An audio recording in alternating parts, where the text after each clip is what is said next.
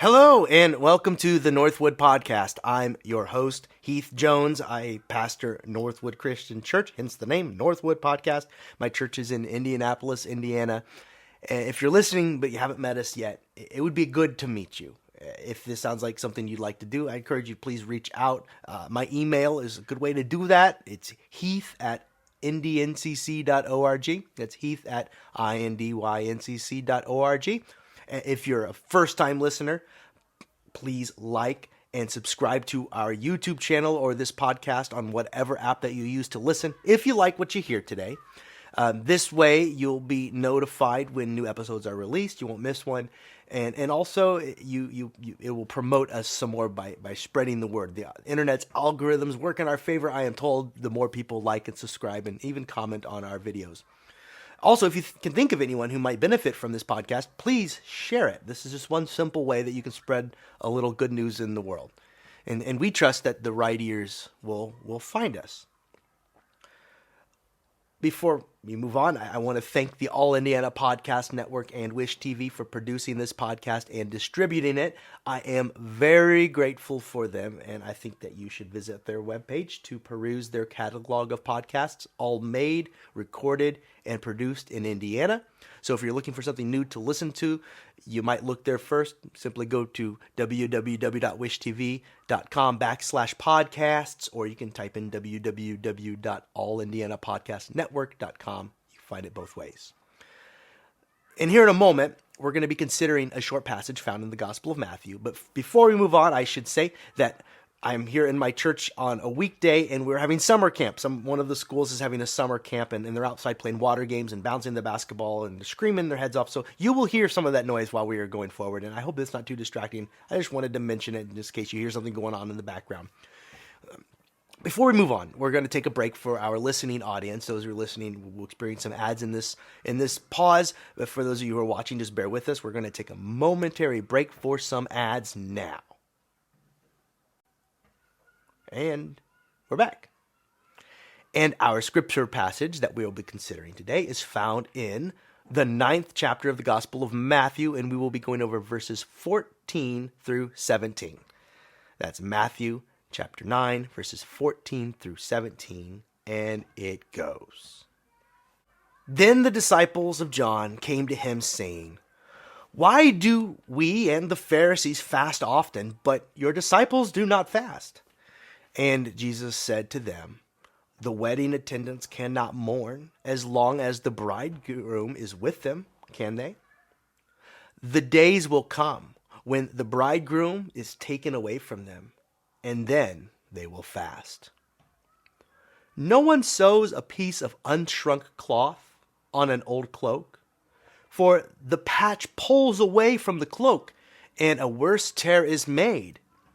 Neither is new wine put into old wineskins, otherwise the skins burst, and the wine is spilled, and the skins are ruined. But new wine is put into fresh wineskins, and so both are preserved." Two parables told there, one about coats, one about wineskins, and that first about patching an old coat with a new patch reminded me of my favorite coat.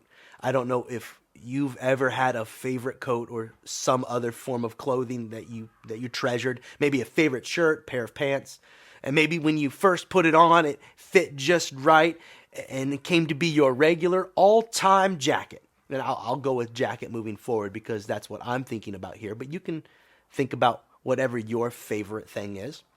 It might be your favorite because of the memories attached to it, or maybe it's just comfortable, as I was saying. Either way, I've got this jacket that I've worn for about 10 years now. I think I've had it since before my children were born, and it's fallen apart at the seams.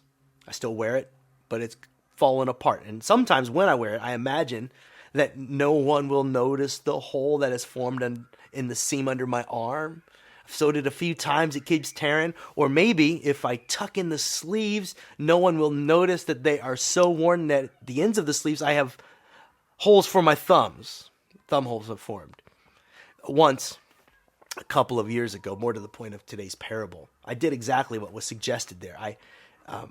I went to Meijer or Walmart, I forget which, And a couple of years ago, to tell you how long this has been going on, a couple of years ago, I saw where you could buy some patches, some tough canvas-like patches that I think could be ironed on. So I tried it. It was not successful. The material the patches were made of did not conform well to the material of my jacket, and it's so far gone. It is currently so far gone, I don't think there's much that could be done for it. So I can remember disappointedly watching the patch detach from the coat at the elbow the first time I bent my arm. So the parable is true. You can't sew a new patch on an old coat and expect that the coat will be all that it ever was.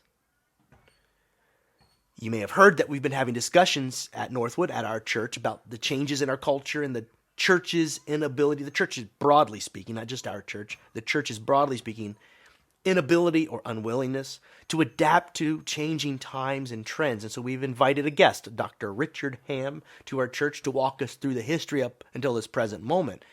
And if you've been a part of those talks, you know that the picture he paints is bleak. The church in decline, decade by decade.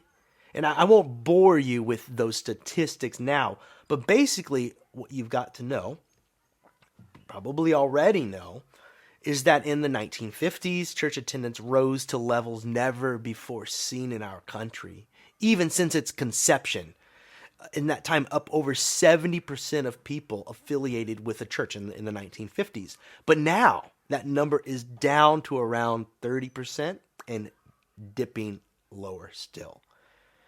And affiliation with churches has been so loosely defined that this may include people who seldom darken the door of a church.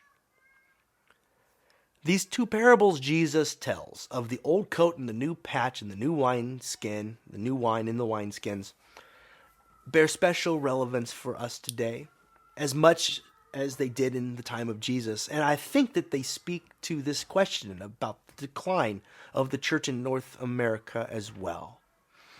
But we're getting ahead of ourselves. More on that in a moment.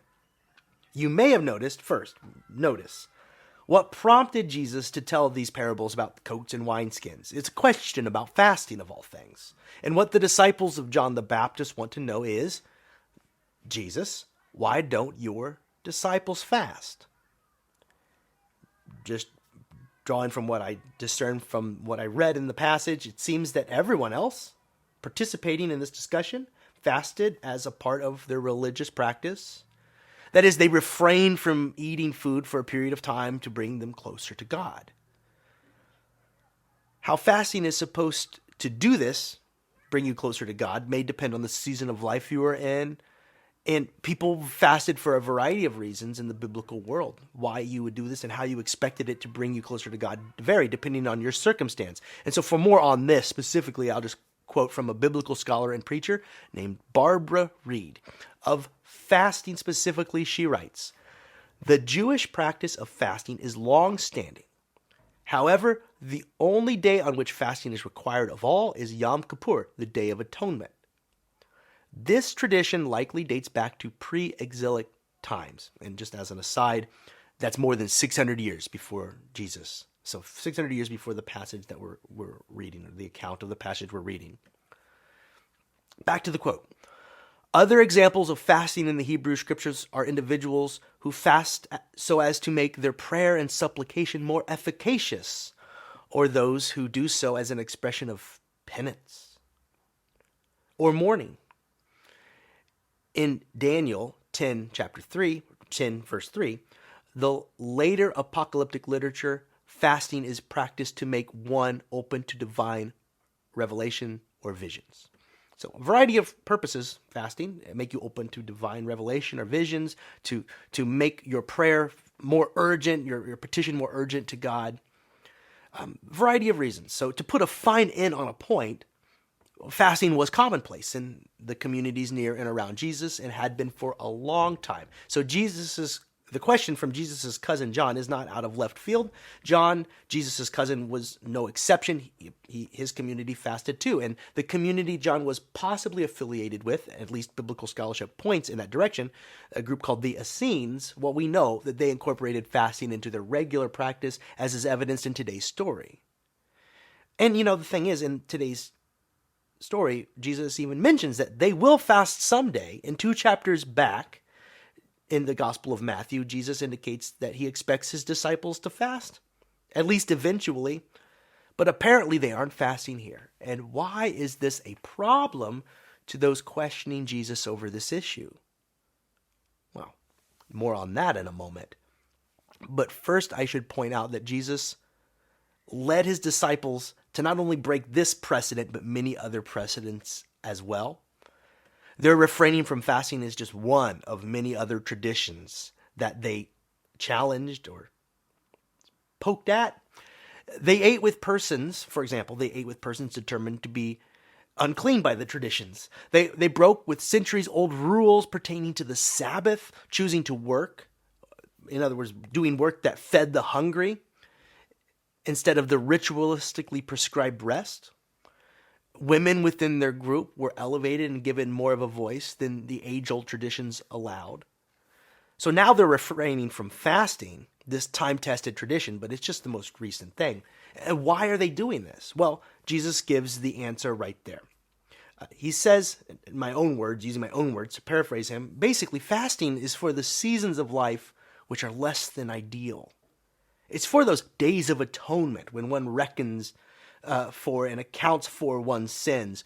Or it is for those moments when you are praying fervently, when the fasting can seem like a hunger strike meant to compel God to notice.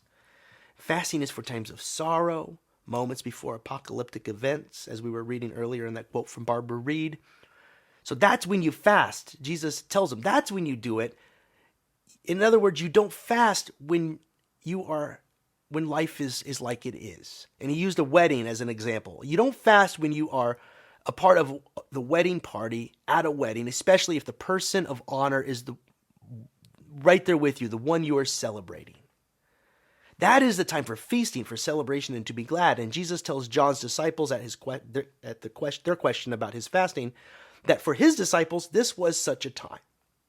That he, Jesus, was with them, and because of this, so was the realm of God and all that came with it. Jesus brought with him the peace and the power of God, the love of God. So why should they fast? Even if it breaks tradition, times have changed, at least for a moment. And Jesus knows that a time will come for his disciples when fasting will again be appropriate, an appropriate response to the world, but that time is not now. Times had changed. Which indicates that as times change, so should our religious practices to better suit the needs of the people in a specific time and place. Sometimes a practice is perfectly suited to the times. Sometimes that tradition, practice, ritual, way of doing things serves a community very well until it doesn't. And the church has often been very good at holding on to cherished traditions, but has struggled to adapt and change to remain relevant to our communities. And this has been true for a long time. And I'll provide a few examples. It used to be, this is after Jesus' time, but a long time back, about 1,000 years back, used to be that worship was done only in Greek and in Latin, depending on where you were in the world. Inside much of the Christian world, this was basically the case, the difference in Egypt and some other places, but Greek and Latin tended to be the language you'd hear in church. And it wasn't until recent centuries that this changed, and that people began to hear for the first time, some of them, scriptures read and songs sung in their own languages. It was thought that if you changed the language, the tradition of which language to use, you'd somehow lose what matters in translation, or you'd water down the power of this spiritual medicine. But when the Christian reformers of the 16th century began to conduct church services in common languages, many people were made uncomfortable by this, to say the least. I mean, it's just human nature to feel uncomfortable at change, especially if what we're changing is centuries old, or in this case, more than 1,000 years old. Another story, the story of the introduction of instruments into church life, is another case in point. Many Christians in the first centuries thought that using instruments in church to aid in worship was a bad thing, even a sin. It wasn't until the 15th century that the pipe organ, of all things, the pipe organ, which is now thought of as very traditional and very old, well, it was brand new in the 15th century. It became widely used in churches. It wasn't until the Reformations in the 16th century, though, that a wider array of instruments were eventually accepted. At that time, it was just the pipe organ. Again, tradition, keeping things stuck. The story about the introduction of the piano, to name another instrument, into Christian music may seem quite comical from today's perspective, but it's true to human nature. The piano wasn't widely used in churches until the 1800s, so quite recent, because pianos were associated with bars and drinking songs. So to think of bringing such an instrument that helps aid and abet the revelry in the corner pub into your church, unthinkable. But it was the music that the common people understood, and the songs were the songs that the people understood, sung in a language that they in fact spoke. So some of the revivalists in the 19th century, the 1800s, brought pianos into their churches, and they began to sing Christian lyrics, some to the melodies of the popular songs of their day. It is from the vantage point of history that we see these developments as progress. Bringing the organ in, new instruments, using your own language in church. I mean, I'm guessing if you're listening to this, expect to hear a language you understand in church. Probably. You expect to hear music in church, hopefully music that the public broadly likes, maybe even that you like. But this was not always the case, and the backlash in those moments in history was fierce in some circles, and some Christian communities wholly rejected these changes that nearly all of us now think of as progress. And for some, these changes felt like the end of their world. When Jesus was telling these parables about the wineskins and the old coats, he was trying to usher in an even bigger change than these examples that I've just mentioned about music and language. I mean, do you think that bringing new music and new instruments into a church is contentious? Try doing what Jesus was doing. Try bringing in new kinds of people, especially if the people under discussion are viewed with suspicion. And usually people who are different than us are viewed with suspicion. For Jesus, one of the things that this new wine he's talking about here symbolized was the inclusion of the other people groups into his faith community. Tax collectors and sinners, there's a start, the morally flawed and the outright wicked. Invite them to your table in hopes to reconcile, in hopes that they will have a change of heart. Or take Samaritans, who represented in Jesus' day and time and place a different religious tradition than his. Jesus involves them in some of his parables as the good guys. Imagine it, someone from a different religious tradition framed as a hero. And Jesus meets with a Samaritan woman and drinks from her cup, which was never done. So he's breaking all of these boundaries set around categories of who is dirty, unclean, unworthy. And Jesus says in so many words, and by his actions, these words, my paraphrase, open up your lives and include them. They are also a part of God's family. And this perspective was part of the newness, the new wine that Jesus acknowledged was flowing in the world in his time. The new patch that will hopefully find a coat. If only there were communities that could hold this life within them, that can sustain this change, foster it, and be blessed by it without being torn apart. But Jesus knows what happens when a community is not ready to receive even new wine. New wine is wine that is still fermenting. Literally, the new wine, if you're talking about the drink, is wine that's still fermenting. And new wine releases gases which will expand and stretch whatever container that holds it. In Jesus' day, these containers were bags made out of animal hide.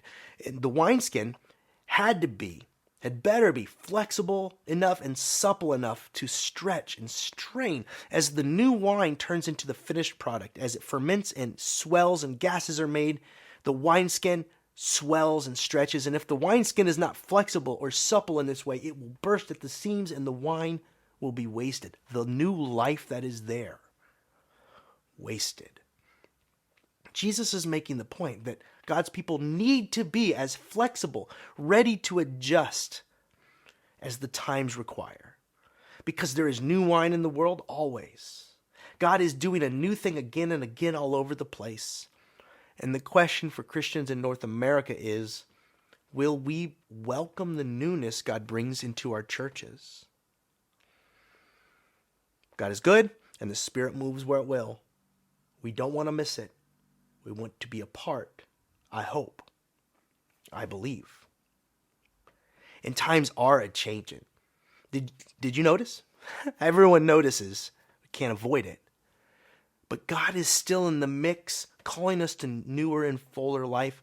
And there have been times when the church has embraced the new wine and has served as a suitable vessel to hold the messy, uncomfortable fermentation process of this change. I'm thinking here of some, emphasis on some, churches' involvement in the abolition movements of the 18th and 19th and even into the 20th centuries. I'm thinking of labor movements of the 19th century and the early 20th century, which more or less ended legalized child labor in our country, as well as brought about time off and fair pay for laborers. You may not have known this, but this effort was organized and driven by many pastors and religious leaders across the country, along with other persons of goodwill. Now, there's wine for you, new wine, with the church in some places and in that time ready to hold it through the process, in the discomfort, in the straining stress of the change. Also, there's the women's suffrage movement, which many supported within the church, supported by many pastors and theologians as the new movement of God in our land. I'm also thinking here of the civil rights movements of the 20th century. And some churches rejected these new movements in our country. This new wine poured into some old, worn-out churches that wished to cling to their past, which for many involved overt segregation, racism. And in the end, the church in some places defended these desires by warped Christian theologies. There's new wine into old wineskins, which leads me to more modern movements. Women's rights are still fragile and lacking in many regards. And then there's the issue that dominates the focus of some, gay rights and the inclusion of queer people in society and in every level of the church. Some have viewed this as new wine and a new movement of God's Spirit in the church. Others, not so much. And I am very much on the new wine side, believing that just as Jesus widened the circle to include marginalized and hated groups, this is our moment to do the same. Here is yet another moment where the body of Christ can model this love again for the world to see. This is the season and time we're in part. This is part of what it includes. But the work has always been hard and contentious. This has been hard and contentious. 2,000 years ago, Rome was threatened by Jesus, as were the religious authorities of his day. And in a similar way, the powers and authorities around us have been threatened by these movements towards more equitable, just, and diverse communities. But this is where I believe the Spirit is leading us. After all, has this not been the vision of the church from the beginning? A united humanity, reconciled to one another and to God, living in peace. And this is where God wants to take us. This is the new wine God is wanting us to receive. Just read the end of the book. But is the church a fit receptacle for this change? Just think in Jesus' day, they couldn't cope with the idea that they might not fast for a season. Even change like that they couldn't take. You know how we are. Can we hold the new wine without bursting? And for some churches, the answer has been a resounding no. They split, they divide, or they double down, resisting these changes. But for others, they have held the tension and have learned to make it through this discomfort. It's like introducing a new style of music. It'll take some time to get used to, but we're not talking about music here. We're talking about people, God's children, and their place in the church. So the stakes are high. This is a question of life or death for many ostracized persons in need of belonging. Literally, this is a question of life or death for some, their inclusion into society. How about the church? It now occurs to me that perhaps this is another reason Jesus chose this illustration for us, because even the process of fermentation can be viewed as a very uncomfortable process for the wineskins to endure. The wineskins swell up full to bursting. The seams are stretched. Gases escape, burping out the top of the container. And the whole process is kind of dirty, kind of uncouth, uncivilized.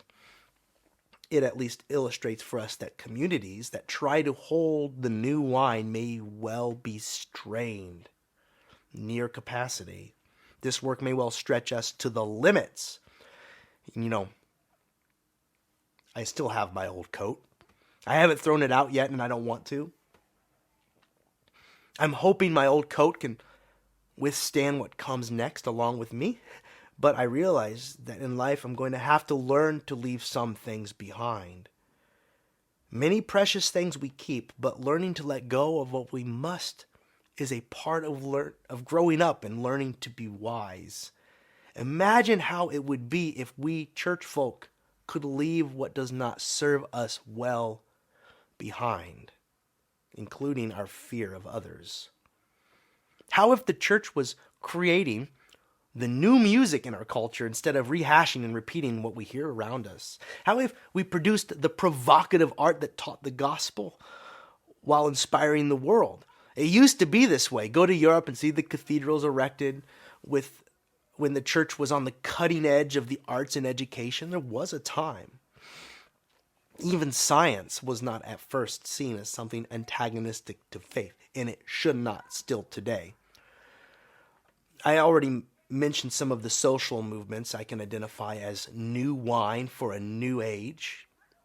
Leaving behind prejudice and discrimination should be easy for Christians because it is what our faith calls us to as a foundational value and principle. We could be, should have always been, on the forefront leading edge of the charge for these righteous causes. And some Christians, to their credit, some saints now past have. Some saints with us are doing this still, but many others have not. And you may be listening just thinking, boy, you sure have a different idea about what new wine is and isn't, Pastor. Chances are it was me naming the inclusion of LGBTQ persons as a new movement of God's Spirit that triggered you. Could be. That's often what offends people in most churches. And if this describes you, please consider. Perhaps your growing edge here is to open yourself up to these movements toward a fuller inclusion. After all, if you are listening to this and are a Christian and a Gentile, then there was a time when you were the new wine here talked about. Jesus advocated for a place for you here in the church when there wasn't one. And this was a new thing and very difficult for his community to accept. There was a time and a place when you would have likely have been thought of as unclean by virtue of your birth and social standing, but some other Christians were flexible enough to hold you, even through their discomfort at your embrace. Over time, they came to see the likes of you as their kin, as their family. That is, Jesus made a way for early Jewish Jesus followers to include Gentiles into their in-group. And in all likelihood, that means you. And it means me for sure. But for many of us, it seems we'd still rather cling to our old, wore-down coats, figuratively speaking. I hope that this isn't true, but sometimes it seems that there's not a patch made strong enough or big enough to patch us all up. But God hasn't given up on us yet. Nonetheless, churches will divide and close down to keep out the new wine. And in so doing, the church in North America may well seal its fate. For you see, new wine also symbolizes new life. This is true in the Hebrew Bible, and up until the time of Jesus, it's what it comes to symbolize as metaphor. And if a church is not replenished by new movements, new life, movements of God's Spirit, calling us to a fuller life, then it will die. The old coat cast aside, the new wine spilt out all over the ground, and what a waste. What a missed opportunity. And many churches are squandering this moment by refusing to accept the winds of change, these movements of God's Spirit. So let's not miss this moment in history. It is not too late for you and for me. Let's not allow one drop of God's new life to be spilt or wasted. I hope that my church is ready to receive what new life God has for us. New wine for new wineskins. Could it be that we are ready? I hope with my whole heart that we are. This has been the Northwood Podcast. If you like what we're doing here, please subscribe to the podcast by way of whatever app you use to listen, or leave a comment. These points of engagement drive more traffic our way. Or check out our website, www.indyncc.org, and also check out the other podcasts produced by the All Indiana Podcast Network. Until next time, this has been the Northwood Podcast. I am Heath Jones. Peace.